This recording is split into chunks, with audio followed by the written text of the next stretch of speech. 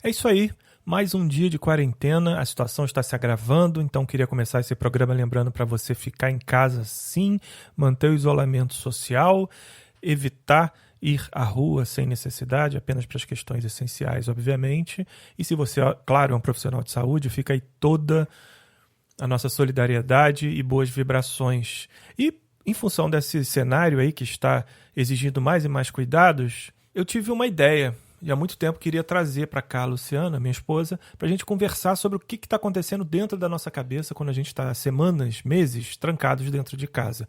A gente, na verdade, sente, né? Lá no estômago, na verdade, que dizem que é o nosso segundo cérebro, a ansiedade, o medo, a depressão. A gente não sabe se os empregos vão continuar, a gente não sabe se as indústrias vão seguir produzindo e contratando, todo esse cenário. Mas eu queria saber um pouco mais, à luz do conhecimento técnico que ela tem, ela é psicóloga, sobre como nossa cabeça reage e como a gente pode criar pequenos hacks no dia a dia, pequenos truques para enfrentar essa situação. Lembrei que a gente está num cenário engraçado aqui em casa, porque eu estou no meu home office gravando, produzindo, trabalhando, e ela está na sala atendendo seus pacientes, que não param de chegar. Pessoas em aflição que ela acolhe e encaminha para a sua agenda de atendimento ou para outros colegas que têm determinadas especialidades que ela indica, que ela acha mais adequado para aquele momento, para aquela situação. Eu falei, meu amor, sabe aqui, vamos explicar para o pessoal. E surgiu esse programa. Um programa que ficou muito bom e no final a gente está até imaginando seguir com algumas edições especiais focadas em saúde mental. Bom, sem querer me adiantar, vamos daí. O papo começou muito a gente tentando entender como fazer o programa e ele já começa a gente explicando qual é a diferença entre distanciamento, isolamento e quarentena, que eu nem sabia que existia. Vai daí.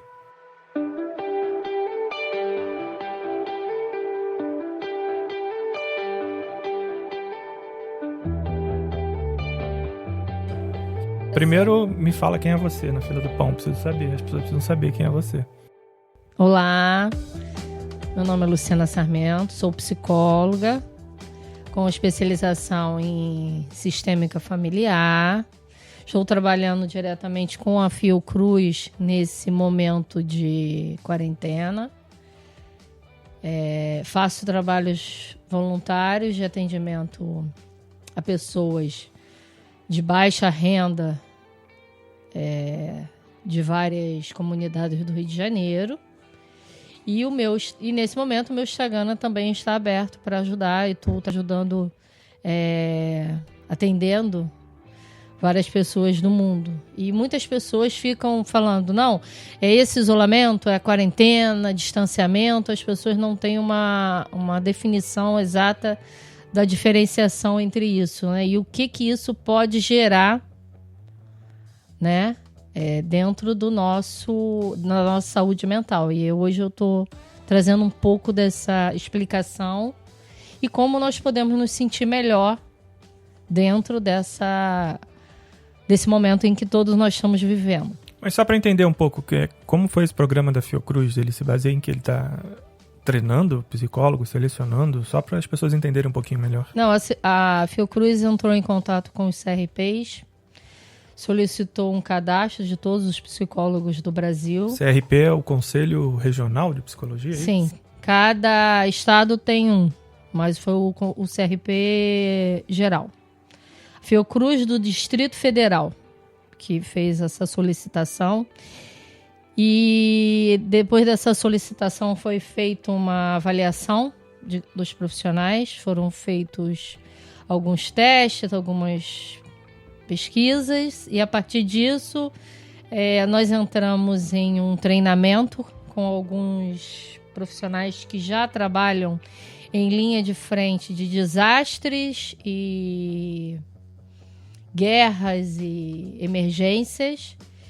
E nós hoje estamos com um cadastro de 150 profissionais para atender os médicos da linha de frente. Os médicos estão com o trabalho e a saúde emocional mais afetado, porque estão trabalhando não só em isolamento total, não podem ver suas famílias, e também estão trabalhando sem ter condições de material e vivenciando muitos lutos, né, de uma forma que nunca foi esperado.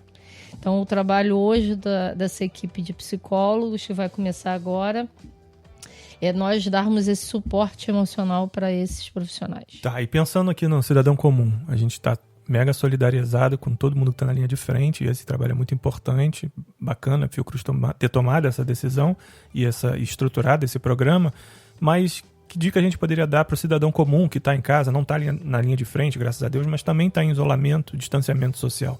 Acho que a primeira coisa é a gente entender que existe uma diferença, né? O que é isso? O isolamento se refere à separação das pessoas infectadas, tá? Aqueles que apresentam sintomas da doença, dos indivíduos sadios, né?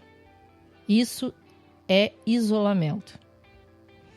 A quarentena, ela já é uma separação e uma restrição à movimentação de indivíduos já expostos à situação com potencial de contágio. E o distanciamento social é um esforço consciente para reduzir o contato e aumentar a distância física entre as pessoas a fim de diminuir a velocidade do contágio. Entendeu? A pandemia, o distanciamento social deve ser respeitado mesmo quando não existe nenhum sintoma aparente. E hoje a gente fala muito que nós estamos vivenciando a quarentena. Não. Hoje nós estamos vivendo um distanciamento social. Isso que a população tem que entender.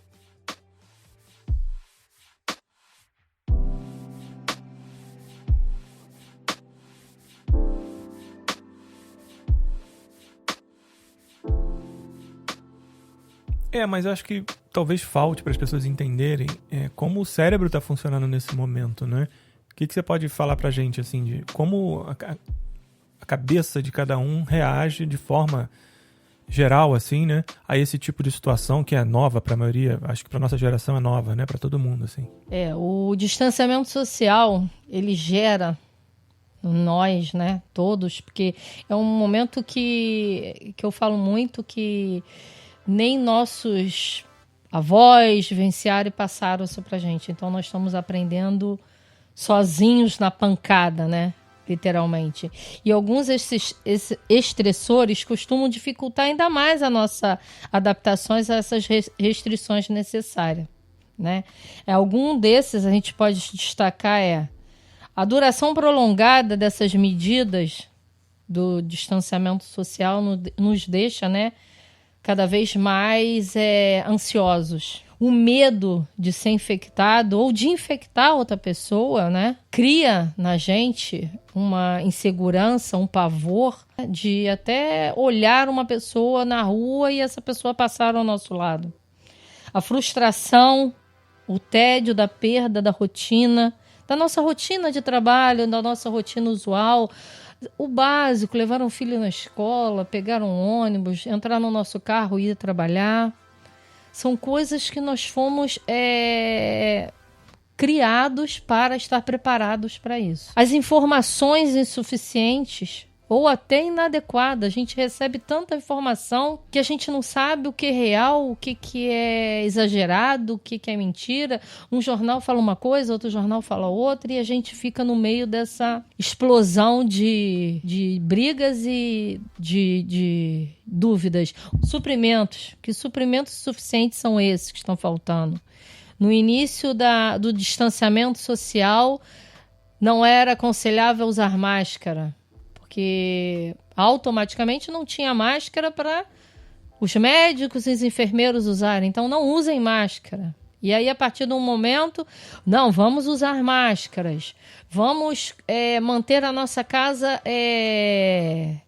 abastecida para evitarmos. Mas como é que a gente faz isso tudo se nem trabalhar a gente consegue? Então, tem ainda, né, a dificuldade da gente encontrar um apoio de uma rede socioafetiva, emocional, que dê esse suporte para a gente passar por essa quarentena sem tanto sofrimento, porque não tem como, nós estamos em sofrimento, sim, estamos todos iguais, dificuldade com o filho em aula online, dificuldade de se adaptar ao trabalho online, e a principal dificuldade, né, muitos não estão conseguindo trabalhar. Isso eu acho que é mais difícil ainda. Não, mas a criação e manutenção, expansão dessas redes socioafetivas de acolhimento e tal, atuariam na diminuição desses sintomas? Como é que seria esse trabalho? Hoje nós estamos vendo uma ampliação muito grande das crises de ansiedade, síndrome do pânico, toques e medo exacerbado. A gente tem que entender uma coisa, que são duas coisas importantes. O medo é uma reação natural do nosso corpo. Todos nós estamos vivendo, né? Todos nós estamos sentindo medo. E o sentir o medo hoje é uma forma da gente reagir a um perigo natural e existente. A gente tem que sentir esse medo, sim. E quando a gente sente essa crise de ansiedade, essa crise de pânico, nós temos que entender que esse leão que está querendo nos atacar, que é o coronavírus, a gente tem que controlar ele dentro da gente. Nós temos que controlar esse leão. E muitas vezes sozinhos nós não temos capacidade de controlar. Nós precisamos de um apoio, que seja um dia, meia hora de atendimento de um profissional para dar esse suporte socioafetivo que as pessoas tanto estão precisando. Falar desses sintomas, dessas patologias, né? Isso requer um outro programa que a gente pode pensar em explicar um pouco mais sobre a ansiedade, sobre o medo de forma exacerbada, o toque e a depressão, né, que a gente está vendo muito acontecer. Mas que dica prática, então, a gente pode dar nesse cenário? Porque eu fico pensando que a gente está trazendo um montão de informação aqui, mas a pessoa pode ficar ainda mais ansiosa, mais nervosa, sabendo que tudo isso está acontecendo com ela. Tem alguma maneira de, ainda sem recorrer a uma ajuda mais profissional, ou até para preparar essa ajuda, fazer alguns exercícios, ter algumas mentalizações, sei lá, para evitar que esses monstros cheguem? Existem algumas técnicas que a gente pode usar, né, para diminuir essa dificuldade que a gente está tendo, né, com esse distanciamento social, né? Algumas delas a gente tem que se adaptar o que é o nosso dia a dia, é individual isso, né? Não adianta eu falar assim, olha, faça isso que vai funcionar, faça aquilo, não. Nós temos que escolher o que melhor nos adapta. Uma das principais é estabelecer uma rotina diária para você e para sua família. Dentro de casa, né? Acordar, fazer café, tomar o seu café, seguir uma rotina de horário, momento, tudo tempo. Tudo tendo seu tempo. E assim, cada um reage de uma forma. Uns são mais violentos, uns são mais... se escondem mais. E a gente tem que entender que são reações que cada indivíduo está tendo. E são que a gente está vivendo dentro de um sistema que a gente não estava preparado para viver tão profundamente, que é o nosso sistema familiar. Nosso sistema familiar, a gente era sábado, domingo e muitas vezes férias, né? E depois voltava às escolas, voltava aos trabalhos e isso incluía outros sistemas. Mas o nosso sistema familiar hoje ele está sendo mais requerido e mais cobrado, né? E requerido em funções que ele não tinha também, né? Exatamente. A nossa preparação em estudar online com nossos filhos, né? Isso não foi nunca passado em escola. As faculdades hoje estavam começando a se preparar, fazendo algumas aulas online, mas ensino médio, fundamental, não, de jeito nenhum. Eu tenho pacientes sociais que não tem nenhum celular. Como é que vai fazer aula online? Tem que ir na casa do vizinho. Paciente social, só para a gente entender melhor, o que seria um paciente social? Paciente social é o que eu faço do projeto que eu trabalho na Barra, que são pacientes que são atendidos gratuitamente. São pacientes que são encaminhados pelos colégios públicos da área de Jacarepaguá e Barra, com dificuldades emocionais, escolares e familiares, e alguns desses pacientes sociais, né, não tem um celular, não tem como, e tem que sair da casa dele, se expor e ir para a casa de um vizinho, pegar um celular emprestado para assistir uma aula, né? É o outro lado da meritocracia que todo mundo esquece de comentar. Uma coisa que a gente foge da nossa vida, né? Eu sou muito também, tô dentro dessa fuga aí minha, é fazer exercício físico. Mas é uma coisa que nos ajuda muito nesse momento na quarentena. Aí alguns pacientes me perguntam assim, mas como é que eu vou fazer exercício físico em casa? Como é que eu vou realizar esse exercício físico se eu não tenho equipamento? Varrer uma casa com uma vassoura já é um exercício. Passar um pano no chão já é um exercício. Subir numa escada e limpar um armário alto já é um exercício. Então, são coisas diárias que nós podemos fazer que já são exercício que nós estamos fazendo para aliviar um pouco a nossa mente, né? Eu até li uns artigos que nos Estados Unidos estão vendendo jogo de tabuleiro como nunca, né? O pessoal está até voltando para o mundo analógico, né? Isso é bom também para a cabeça, né? Exercícios cognitivos também, né? Você ficar exercitando, né? Não ficar à toa. Sim. Os exercícios cognitivos, nesse período, né? Ele estimula a nossa capacidade, né? E promove sensações de produtividade e controle, né? Isso é uma importância muito grande nesse período, né? A internet hoje ela disponibiliza muita coisa gratuita que a gente pode usar. Não só quebra-cabeça, xadrez, livros, cursos estão sendo liberados gratuitamente. Eu, nesse momento, estou fazendo vários cursos online gratuitos que foram disponibilizados, né? Exercício de relaxamento. Muitas pessoas falam assim, o que é um exercício? Como é que eu vou fazer um exercício de relaxamento se eu moro numa casa com 5, 6 pessoas? Seu banho, bote uma música dentro do banheiro, ligue o seu chuveiro, desligue-se do mundo durante o banho. Isso já é um exercício de relaxamento. E muitas vezes falam assim, mas eu quero chorar. Chore, bote para fora. Isso que a gente tem que se permitir nesse momento. A gente está com as emoções presas e a gente não pode sair dessa quarentena com isso como uma bomba, porque a gente vai voltar para o mundo explodindo. E isso que nós temos que nos proteger nesse momento. Acho que é importante lembrar para as pessoas também, isso tem que ser encarado de forma positiva, que a gente não vai voltar para o mundo que a gente deixou. Exatamente. Tem que trabalhar muito na cabeça das pessoas isso. A gente está voltando para um mundo diferente. E isso é bom.